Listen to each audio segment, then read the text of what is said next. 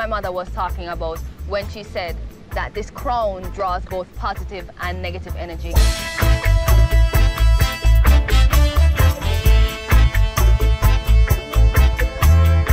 Marcus Garvey said, you don't know who you are until you know where you're coming from. You don't know who you are until you know where you've been, you know? So I think it's time for me to figure out who I am from where I've been, so I can know where I need to go to, where I need to be, who I need to be, especially as a Rasta woman and what that represents. How good and how pleasant it would be before God and man to see the unification of all Rasta man. Rasta is the future. See? Yes. Rasta is the future skin.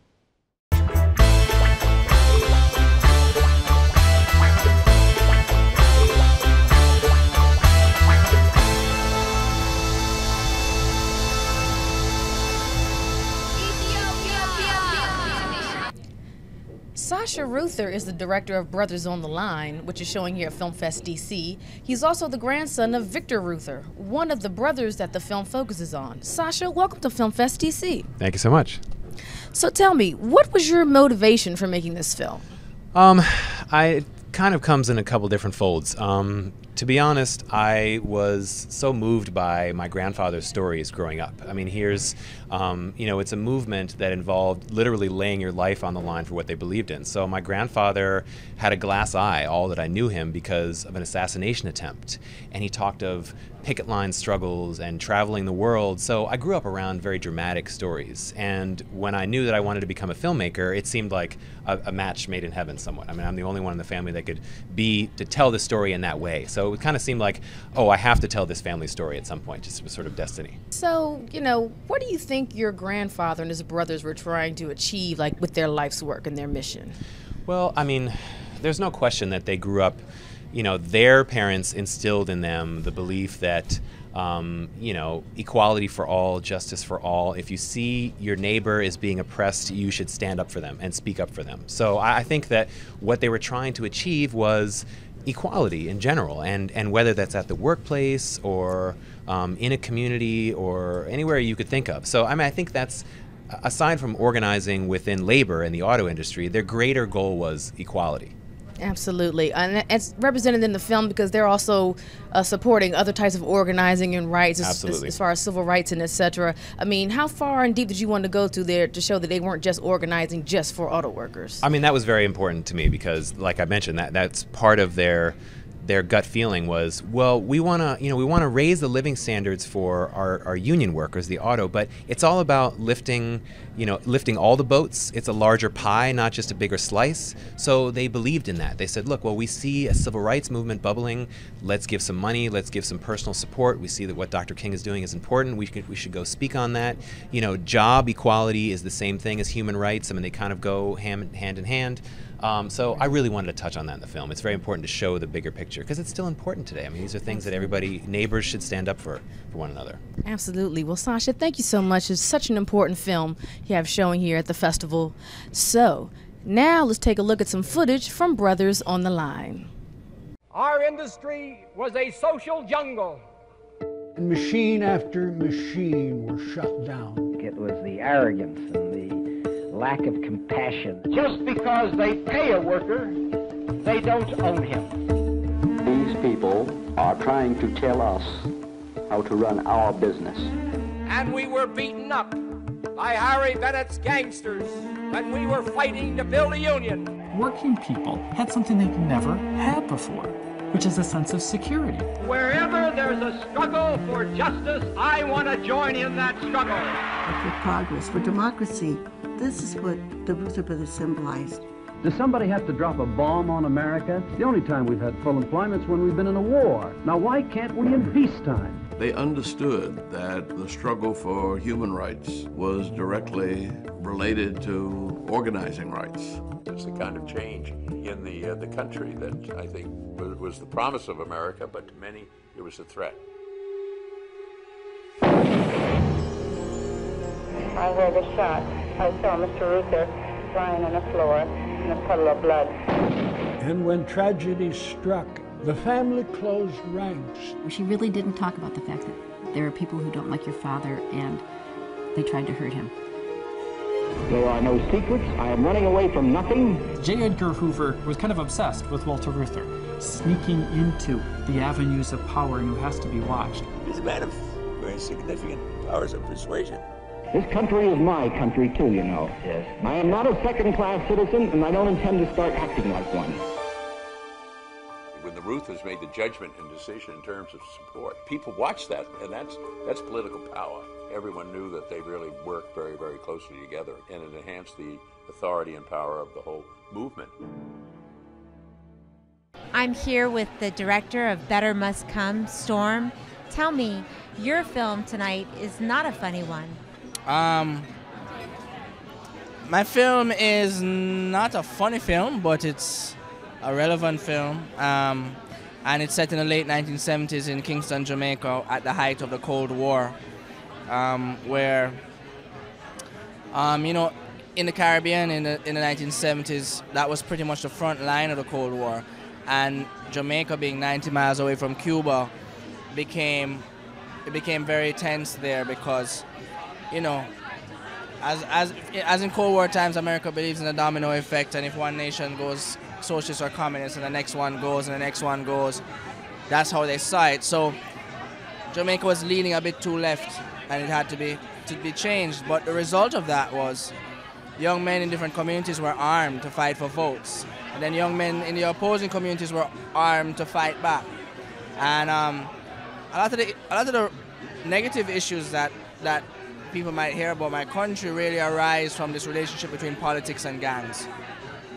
So Better Must Come really explores that relationship through a singular character who's a political activist and a gang leader. His name is Ricky, and he's a single father. So we follow this character on his day-to-day life in his community, very basic things that he does, but that's a window into an entire world that has basically had a lot to do with shaping who we are in some ways. Not culturally, because we're full of so much creativity and beauty and we've impacted the world in such a creative way, but there are negatives that we have to live with, and a lot of that comes from this politics and gangs. So Better Must Come is basically an insight into a lot of things. Even the music that came out of Jamaica and conquered the world from the 60s, 70s coming up, it was songs of freedom, not to sound, but like songs of rising up against oppression, and they were very universal themes. But the artists were singing about things that were happening right in front of their face on the streets of Jamaica. So Better Must Come will hopefully put into context what some of this music that the world knows about really comes from, what they're speaking about, you know? And I'm looking forward to your comedy.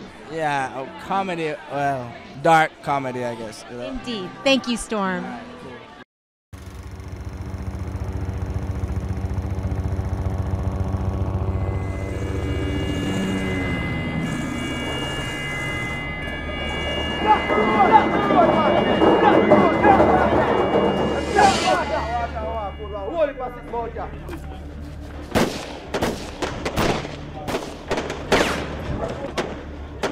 Sometimes people try to come into the yard. That is not family. We have to run them. This is a revolution. Motivated by love. How come every time I turn on my pipe, I don't see no water? Welcome to the socialist experiment. No. You need to do something about it.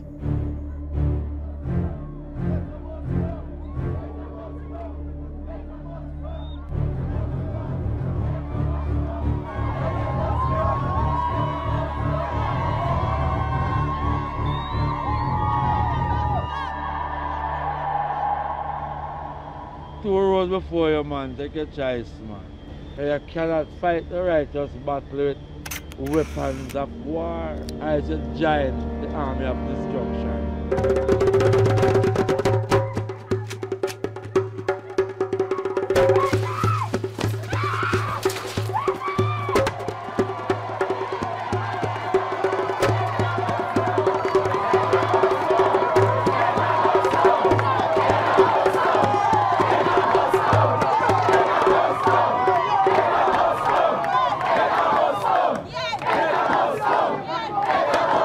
Our guest is Fredrik Gertten, the director of Big Boys Gone Bananas.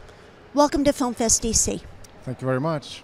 Can you tell me how and why you were first approached by the Dole Food Company?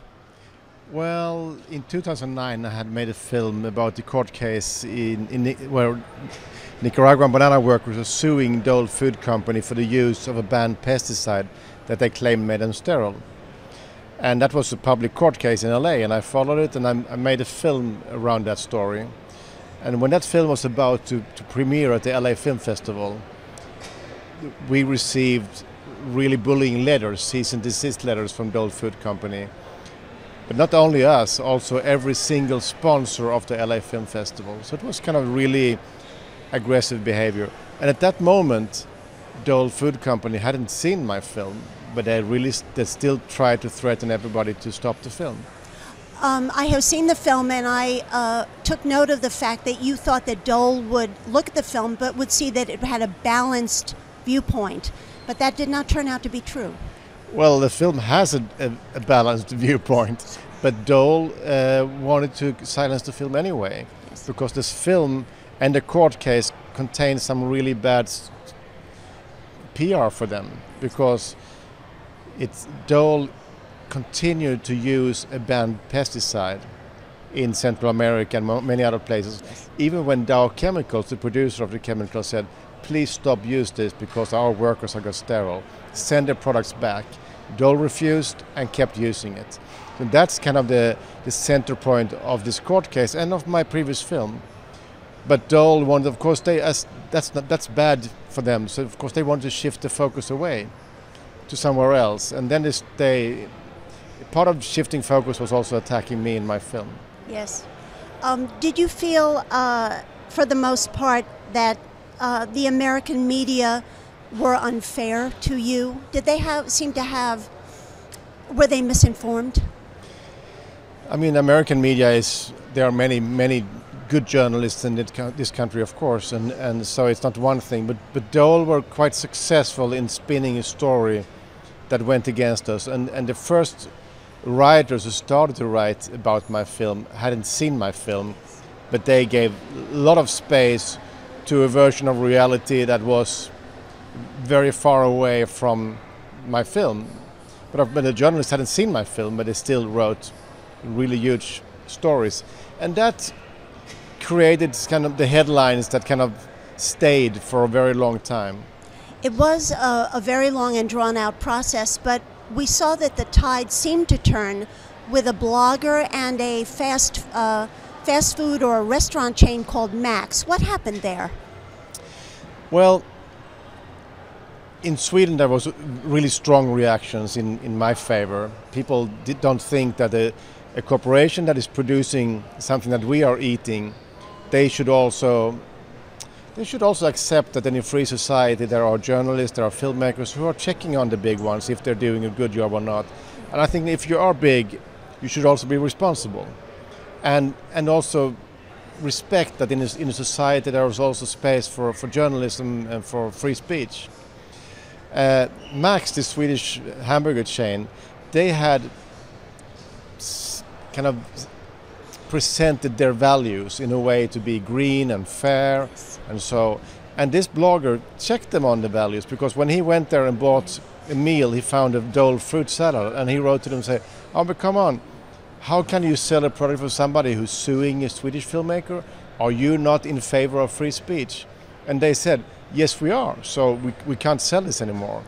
And of course that changed the story in many ways. And because then the journalists in Sweden could say, okay, now this hamburger chain stopped buying this product, so what are you going to do?